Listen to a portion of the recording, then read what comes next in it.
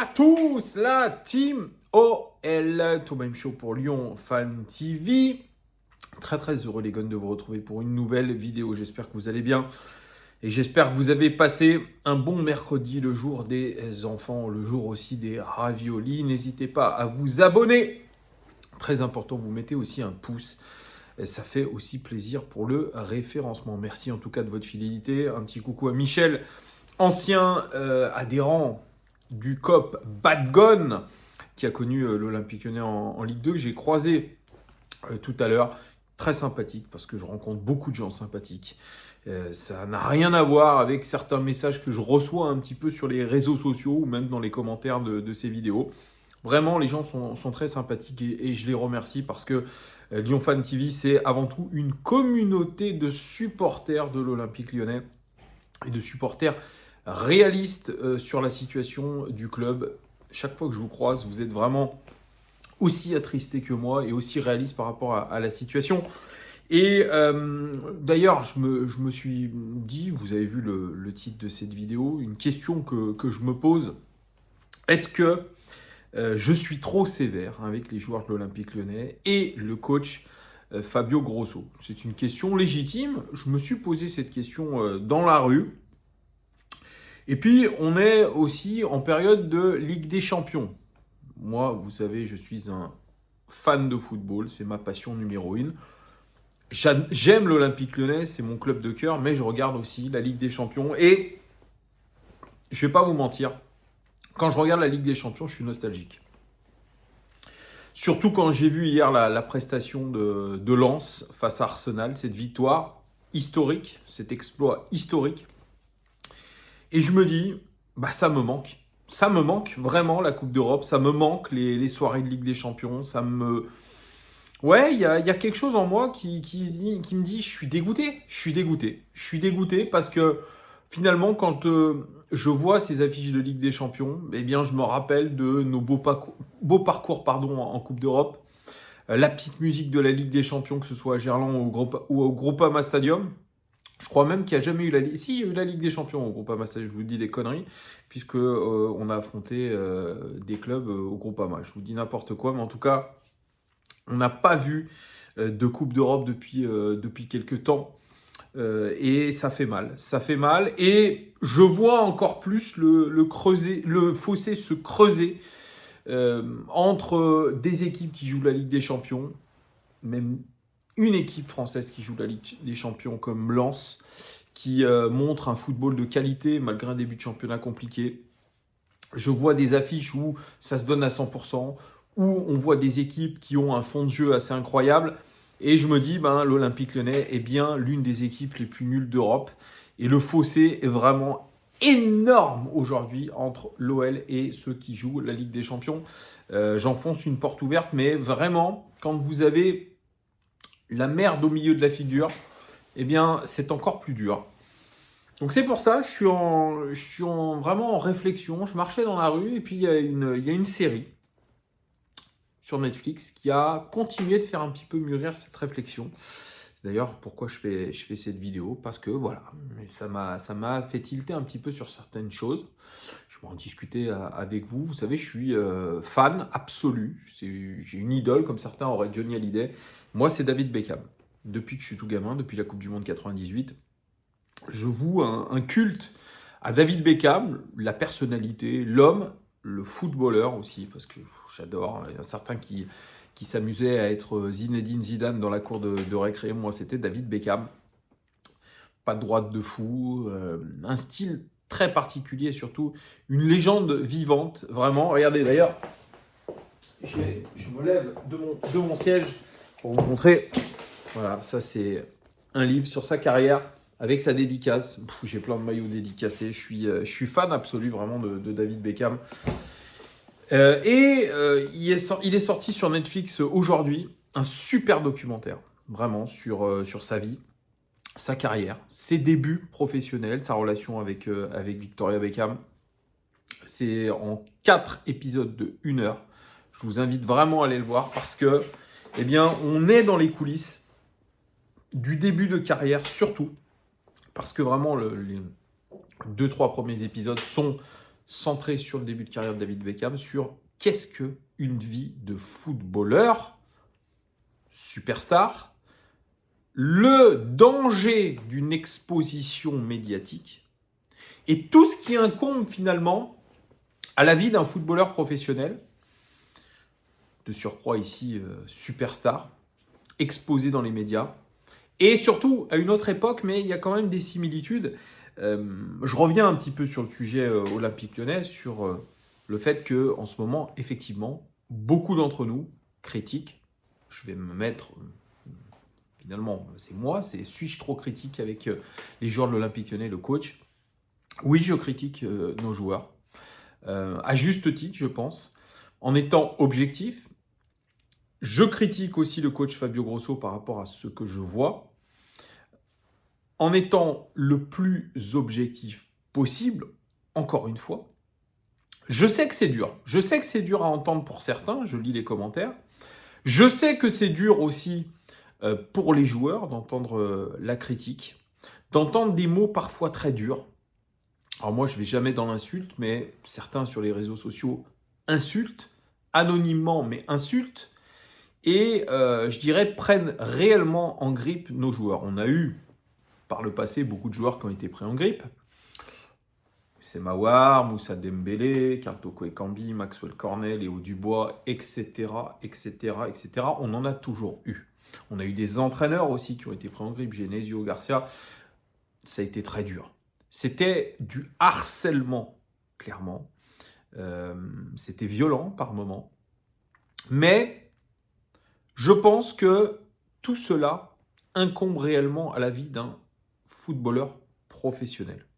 Je m'explique. Dans la série Netflix, que je vous invite à regarder sur David Beckham, on voit comment David Beckham a été la cible d'un harcèlement incroyablement violent de la part de la presse anglaise, des tabloïds anglais et finalement de tout le peuple anglais. Pourquoi ? Parce que, je remets dans le contexte, en 98, Coupe du Monde, David Beckham, qui était déjà pas en odeur de sainteté avec le sélectionneur de l'époque, qui était Glenn Hoddle, qui n'appréciait pas la personnalité de David Beckham, du jeune David Beckham, qui avait rencontré sa future femme Victoria Beckham et qui passait clairement plus son temps à se faire paparazzer volontairement avec sa femme que de penser football et d'être focus sur sa Coupe du Monde. Déjà, ça a commencé comme ça. Et puis, quand il a eu la chance d'être titulaire, ce match contre l'Argentine, il fait une demi-faute sur Diego Simeone, un geste d'humeur qui aujourd'hui avec la VAR, je pense, ne mériterait pas le carton rouge. Eh bien, il a été expulsé. Et Diego Simeone l'a dit, il n'y avait pas faute sur moi. C'est-à-dire qu'en gros, les tabloïds anglais, et notamment le sélectionneur Glenn Hoddle, qui a ciblé, parce que oui, je le dis, excusez-moi, c'est un peu décousu ce que je raconte, mais l'Angleterre a été éliminée par l'Argentine.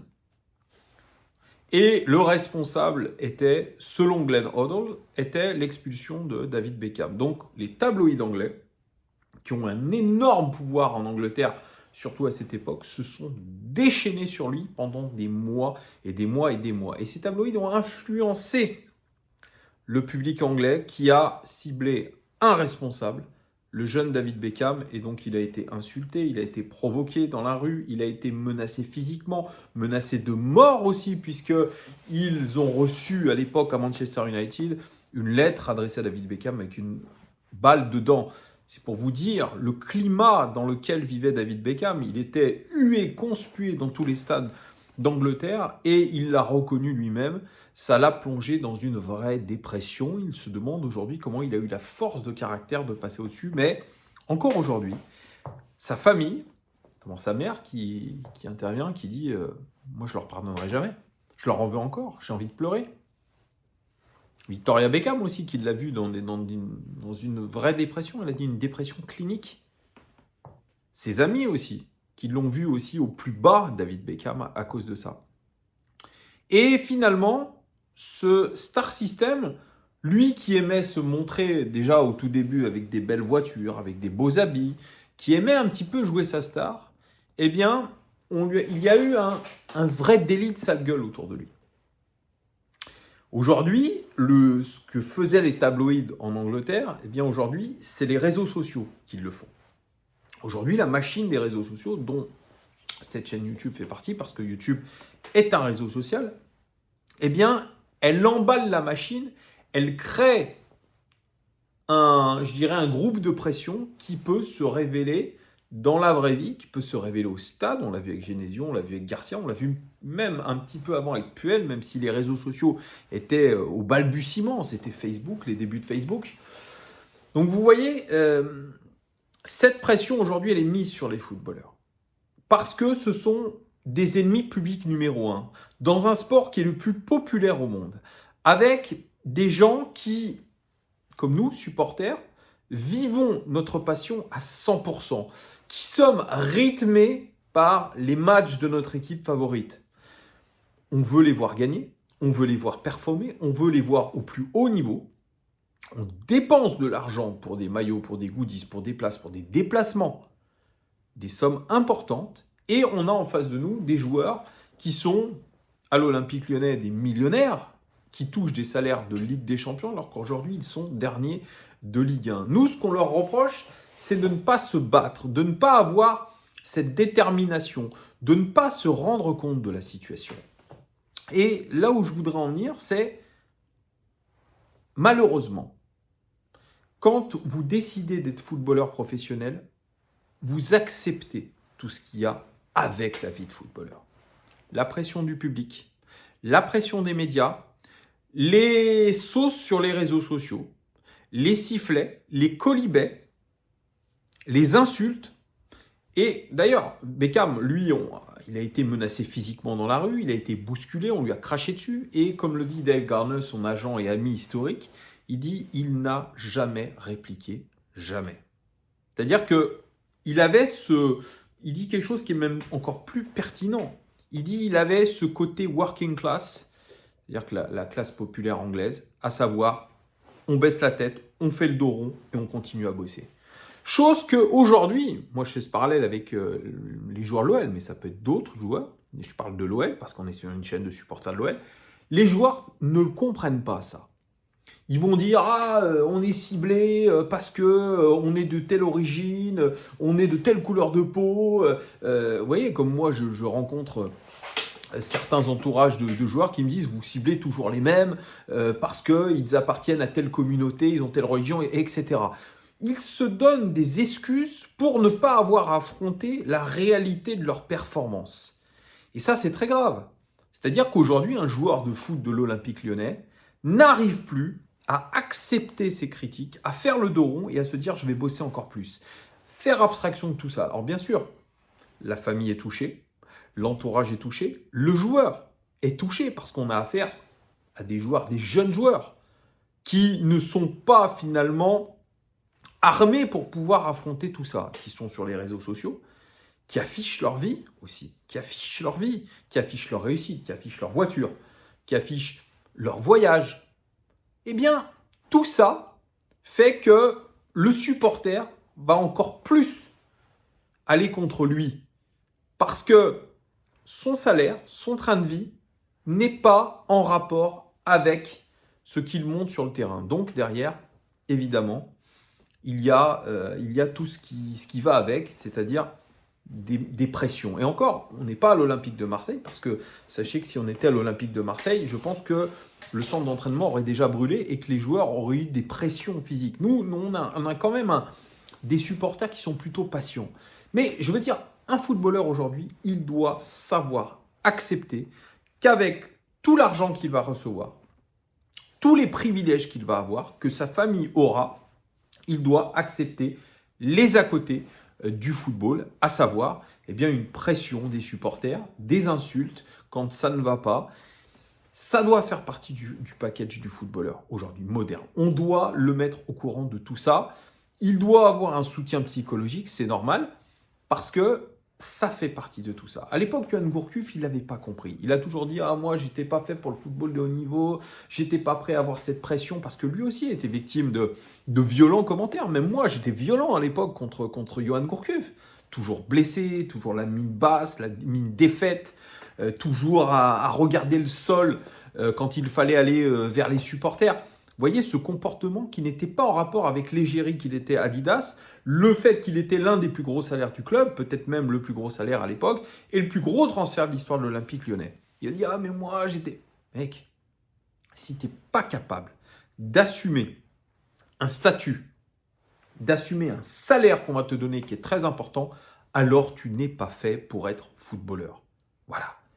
Nous, on a des salaires pour la plupart qui sont quand même, voilà, soit à l'épacrette, soit classe moyenne, soit peut-être un peu plus pour certains, mais on ne touche pas des montants, en tout cas pas dans notre globalité, dans notre majorité, des montants dépassant les 150 000, 200 000, 300 000 euros, et encore même, dépassant même les 50, 60 000 euros, qui sont déjà énormes. Donc, quand vous avez un niveau de salaire à ce niveau-là, vous avez un niveau d'exposition qui est là, un niveau de performance qui est demandé, qui est ici, donc tout va de pair. C'est comme ça, c'est comme Lionel Messi qui crache sur Paris aujourd'hui, qui lui a donné monts et merveilles, il a couvert d'or Lionel Messi, le Paris Saint-Germain. De critiquer l'attitude des supporters, critiquer la ville, critiquer ci, ça. Non.